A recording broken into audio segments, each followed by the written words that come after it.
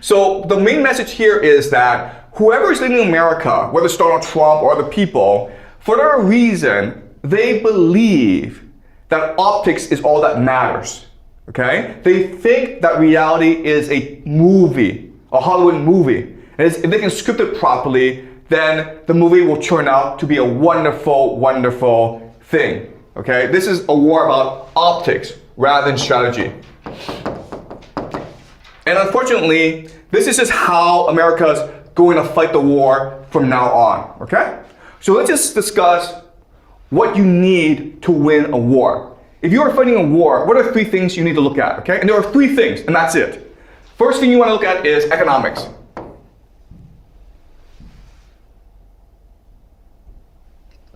Okay, economics. Second thing you want to look at is organization. The third thing you want to look at is logistics. All right? So what do I mean by this? Well, the first thing is resource management.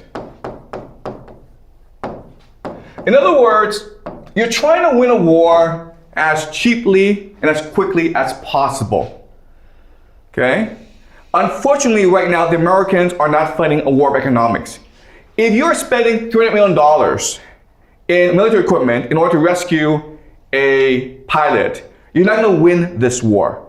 Okay? So economics is really important. Secondly, is the idea of organization, which is the implementation of strategy.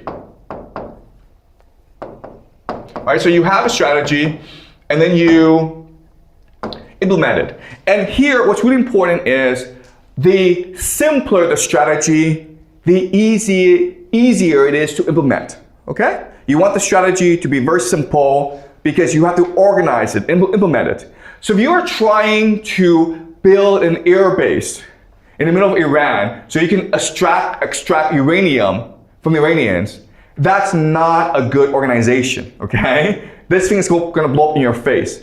The third issue is logistics, which is just supply, okay? Supply. Making sure that your forces have the necessary equipment, the resources in order to fight the war effectively. And right now, the Americans are not concerned with any of these issues, economics, organization, and logistics. But these are the 3 major issues that you will need to figure out if you want to win a war, okay? And unfortunately right now, the Americans are too much focused on optics and narrative.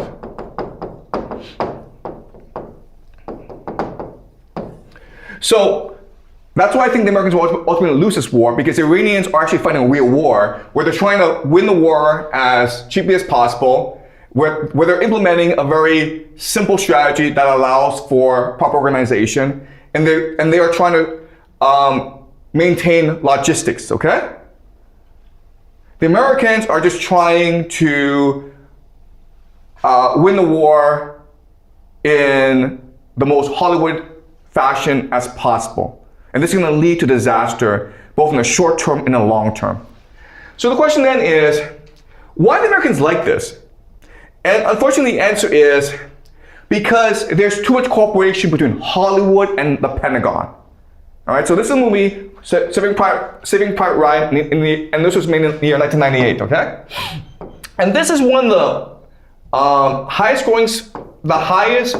grossing films in Hollywood history, where a private named Ryan, of course, he is lost behind enemy lines in Europe. And his brothers are all killed. So his mother writes a very angry letter to General Marshall and says, all my sons are dead except for one, and he's missing. And so General Marshall is like, we can't have this.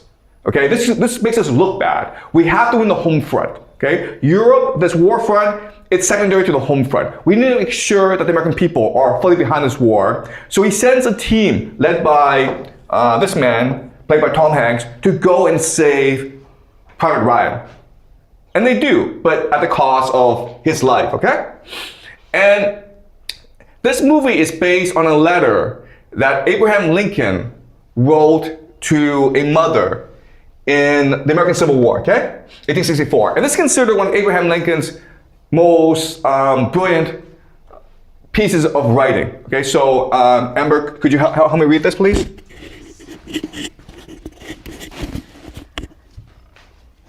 Dear Madam, I have been shown in the files of the War Department a statement of the Adjutant General of Massachusetts that you are the mother of 5 sons who have died gloriously on the field of battle.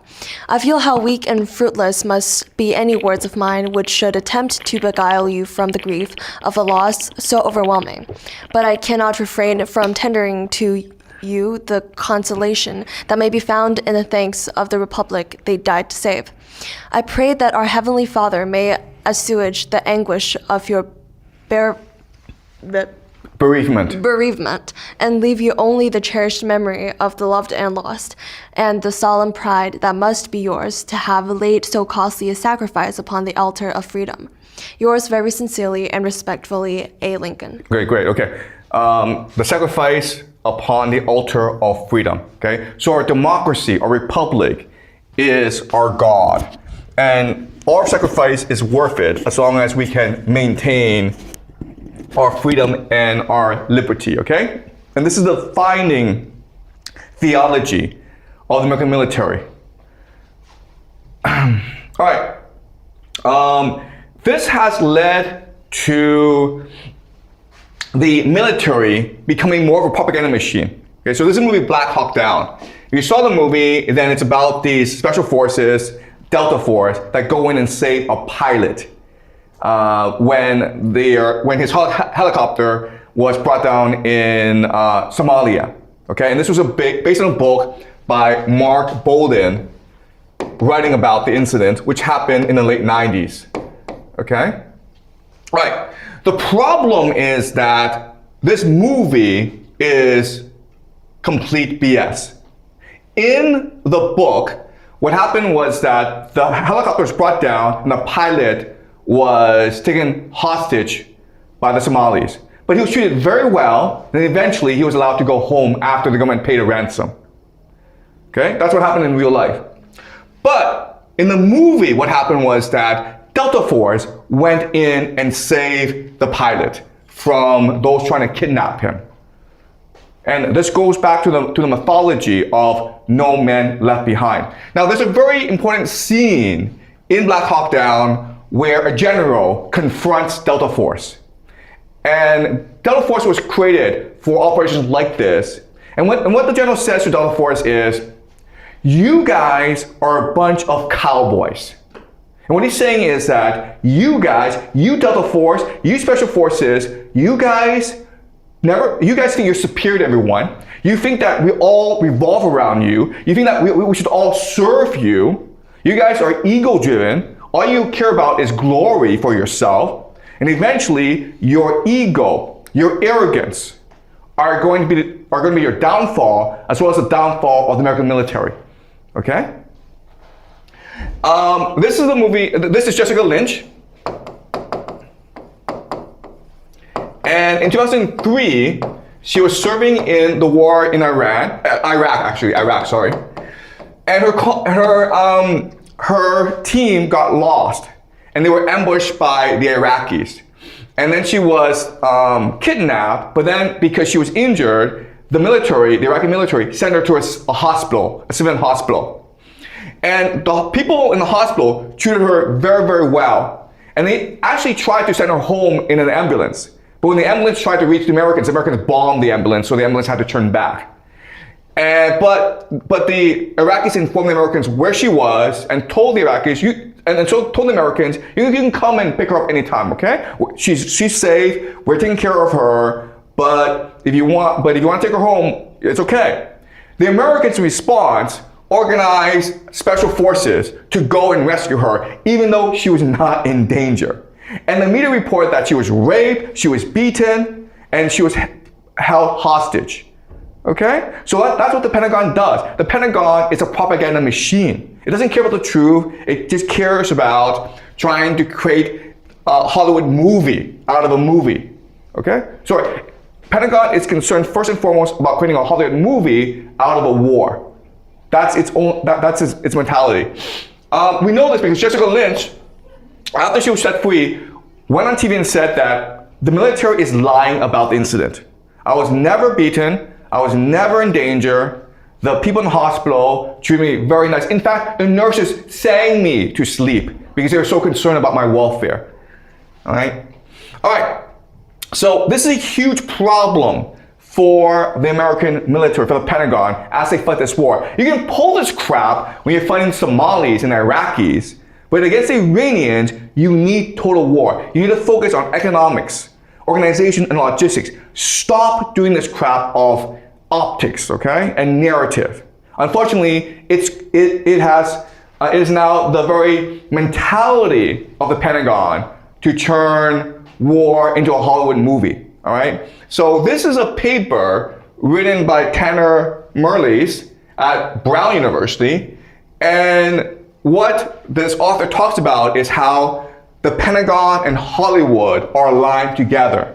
All right. So can you read the three major takeaways, Amber?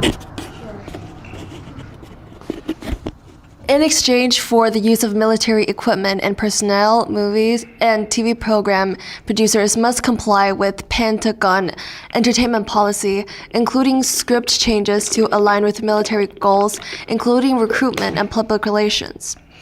Since the inception of the Hollywood entertainment industry more than a century ago, over 2,500 war-themed movies and TV programs have been made with Pentagon assistance.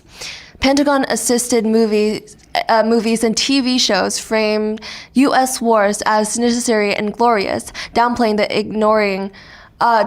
or ignoring the human, social, and environmental devastation war causes, particularly for civilians.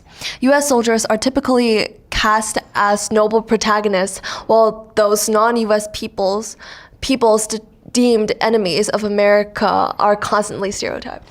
Okay, so what this paper is saying is that the Pentagon uses Hollywood in order to indoctrinate and brainwash American people to believe that war is good. Okay? So that's true, but what's also true is that by working with Hollywood, it brainwashes the Pentagon to believe that war can be like Hollywood. It can be perfected. As long as you create a good script, it will work out in the end. Okay, and this will lead to disaster in Iran. So think about, again, Donald Trump, where it's a failed ground invasion. And so if it's a failed ground invasion, what you do is you go back, you sit down with Pentagon planners, and you figure out what went wrong and how to never make the mistake again. But Donald Trump does not want to admit it was a failed ground invasion, so they made up a stupid Hollywood movie, a stupid Hollywood script, that this was a rescue of an American pilot, that it will turn into a Hollywood movie at some point. And so from their perspective, this is a huge success, okay? And this is gonna lead to problems because if it's a huge success, then do it again, right? And if people think it's failure, prove that they're wrong by having successive ground invasion. All right, so unfortunately, the fact of the matter is that America right now, the American military, it's too dominated by special forces, by Delta Force, by Navy SEALs, who are interested only in their own personal glory.